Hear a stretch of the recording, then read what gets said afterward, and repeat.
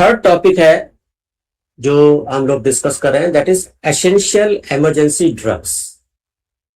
Essential emergency drugs का मतलब ये होती है कि वो सारी दवाइयां जो एक इमरजेंसी के टाइम पे पेशेंट को चाहिए होती हैं, वो दवाइयां भी आपको तुरंत रेडिली अवेलेबल होनी चाहिए।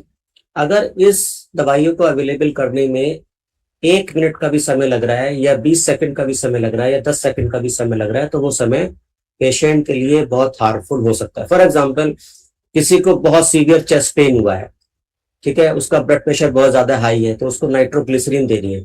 अब आप अगर वार्ड में ढूंढने लग जाएंगे कि नाइट्रोग्लिसरीन कहाँ है, तो आपको अगर टाइम से नहीं मिल रही है तो पेशेंट को पेन बढ़ता जा रहा है और आप दवाई नहीं दे पा रहे हो। ये एक बहुत पुअर क्वालिटी इंडिकेटर होता है। हॉस्पिटल में अगर पेशेंट है और उसको पेन है, किसी भी तरह का पेन है, और हॉस्पिटल उसके पेन को कंट्रोल नहीं कर पा रहा है, तो ये बहुत ही पुअर इंडिकेटर माना जाता है। वो हॉस्पिटल की जो क्वालिटी है वो बहुत ही खराब मानी जाती है। ठीक है, तो इनके लिए करते क्या है, इनके लिए एक क्रश कार्ड होता है, मतलब एक ऐसा कार्ड होता है, एक ऐसी व्हील्स पे लगी हुई एक बॉक्स होता है जिसके अंदर ये सारी दवाइयां रखी होती हैं। कितनी नंबर में है ये दवाइयां, एट्रोपिन कितनी है, एड्रेनलिन कितनी है, नाइट्रोग्लिसरीन कितना रखा है, नैलक्सोन कितना रखा है, और उन सभी दवाइयों के एक्सपायरी डेट क्या क्या है, वो डेली बेसिस पे आपको चेक करना रहता है। क्योंकि इमरजेंसी के टाइम पे ये दवाइयां विद इन सेकेंड्स पेशेंट के लिए अवेलेबल होनी चाहिए।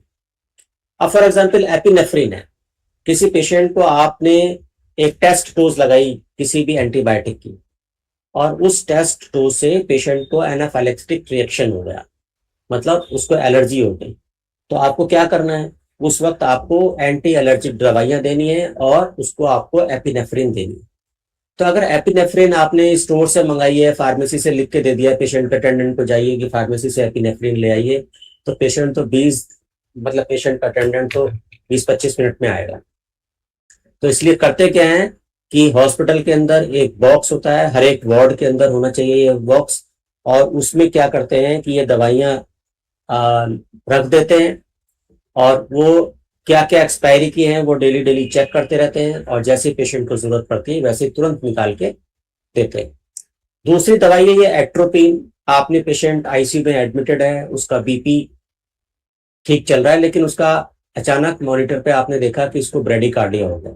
ब्रेडिकार्डिया मतलब नॉर्मल हार्ट रेट जो 72-70 होती है वो घट के 40 रह गई है।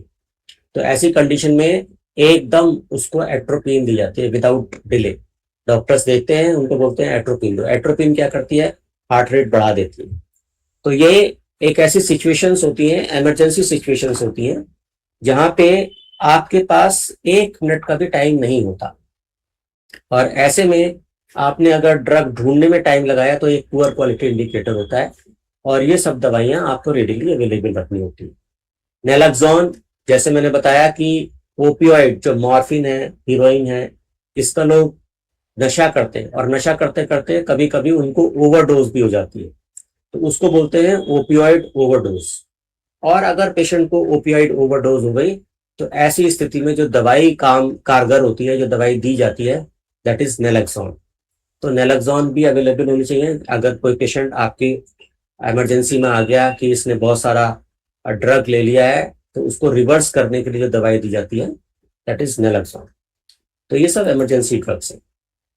ठीक है, एमायोड्रोन, ठीक है, ये वेंट्रिकुलर फिब्रिलेशन और वेंट्रिकुलर टैकीकार्डिया के लिए दिया जाता है। नाइट्रोग्लिसरीन मैंने बताया चेस्ट पेन के लिए दिया जाता है। नैलक्सोन मैंने आपको बताया ओपियोइड के लिए दिया जाता है। डायजीपाम, पेशेंट को अगर सीजर्स आ रहे हैं, एपिलेप्टिक सीजर्स, दौरा जिसको बोलते हैं, अगर पेशेंट को दौरा आ रहा है तो ऐसी स्थिति में पेशेंट के दौरे को कम करने के लिए ऐसी दवाइयां दी जाती हैं जो सेंट्रल नर्वस सिस्टम पे काम करें, और वो सेंट्रल नर्वस सिस्टम को धीरे धीरे कूल करें।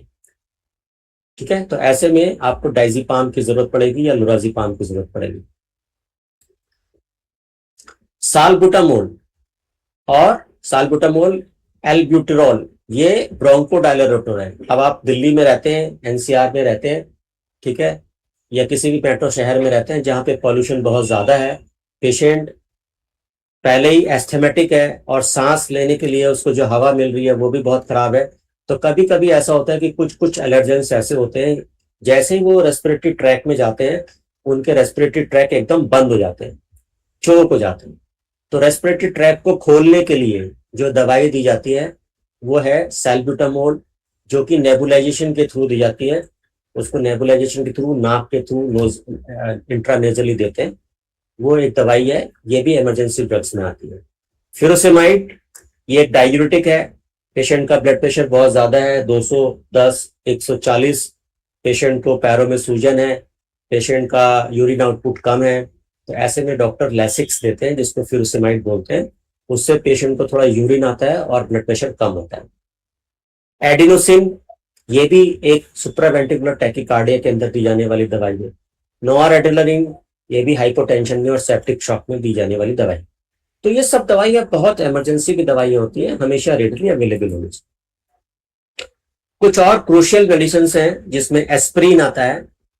अगर किसी को चेस्ट पेन हुआ है, हार्ट अटैक आया है, तो उस वक्त आप एस्प्रिन दे देंगे, उसको नाइट्रोग्लिसरीन दे देंगे तो थोड़ा सा चेस्ट पेन कम हो सकता है। ये घर में भी रखी जाती हैं दवाइयां, जिससे कि पेशेंट अगर चेस्ट पेन आ रहा है और एस्प्रिन दे दे तो कम से कम अस्पताल तक ठीक ठाक पहुंच जाए। उसके बाद तो फिर अस्पताल वाले उसको टेक ओवर कर लेते हैं। ग्लूकेगॉन, अगर किसी को बहुत सीवियर हाइपोग्लाइसीमिया हो गया तो ग्लूकेगॉन दिया जाता है, ये डायबिटीज में काम आने वाली दवाई है। हाइड्रोकोर्टिसोन और डेक्सामेथासोन, ये दवाइयां ऐसी होती हैं जब किसी पेशेंट को एलर्जिक रिएक्शन हो जाए, ठीक है, या किसी पेशेंट को एनाफाइलेक्टिक शॉक आ जाए, तो ऐसे कंडीशन में एड्रेनलिन भी दिया जाता है और हाइड्रोकोर्टिसोन भी दिया जाता है। और ऑक्सीजन, ऑक्सीजन जैसे पेशेंट को सांस कम आ रहा है, दम घुट रहा है, सांस ठीक से ले नहीं पा रहा है, ब्लड में ऑक्सीजन की मात्रा कम हो गई, ऐसे में भी ऑक्सीजन होता है। अब बोले कि ऑक्सीजन तो दवाई नहीं है। यस, ऑक्सीजन दवाई नहीं है, लेकिन ऑक्सीजन का बहुत इंपॉर्टेंट रोल है। ऑक्सीजन के सिलेंडर है, उस सिलेंडर के साथ उसका एक स्टैंड होता है और उस स्टैंड में व्हील्स होते हैं, ठीक है, और उसके साथ सिलेंडर के साथ एक चाबी होती है, उसकी साथ ट्यूब होती है। वो ट्यूब एक तरफ तो सिलेंडर में कनेक्ट होती है, दूसरी तरफ वो नाक से कनेक्ट होती है। तो अगर ये सारा सामान आपके पास एक साथ नहीं रखा तो आप पेशेंट को ऑक्सीजन नहीं दे सकते, ठीक है। सिलेंडर मान लीजिए किसी दूसरे कोने में रखा है, उसको खींच के लाना है, तो आपके पास उसका स्टैंड होना चाहिए, स्टैंड में व्हील्स होनी चाहिए, नंबर एक। नंबर दूसरा, उसको सिलेंडर को हमेशा खुला तो नहीं छोड़ेंगे, उसमें एक चाबी लगी होती है, तो चाबी खोलेंगे तो सिलेंडर से गैस निकलेगी। फिर तीसरा है, जब गैस निकल जाती है तो वो गैस ट्यूब के थ्रू आपको नाक तक पहुंचानी है, तो ट्यूब भी होनी चाहिए। तो आपको ये डेली बेसिस पे देखना है कि आपका सिलेंडर फिल है या नहीं है, सिलेंडर स्टैंड में रखा है या नहीं रखा, सिलेंडर के साथ चाबी लटकी हुई है, और ऑक्सीजन मास्क आपके ड्रॉर में है या नहीं है। तो चार चीजें ये इकट्ठी होती है तब पेशेंट को आप ऑक्सीजन दे पाते हो। अदरवाइज पेशेंट को ऑक्सीजन देने में भी आपको 5-7 मिनट 10 मिनट का टाइम लग जाएगा। आप सोचो कि कोई पेशेंट है जिसको कि एयर हंगर है, वो सांस नहीं ले पा रहा, पॉल्यूशन के कारण उसका रेस्पिरेटरी ट्रैक चौक है पूरा, और आप उसको ऑक्सीजन नहीं दे पा रहे, पेशेंट ऑक्सीजन में है, तो ये कितनी गलत बात होगी, कितना पुअर इंडिकेटर होगा हॉस्पिटल के लिए, ठीक है।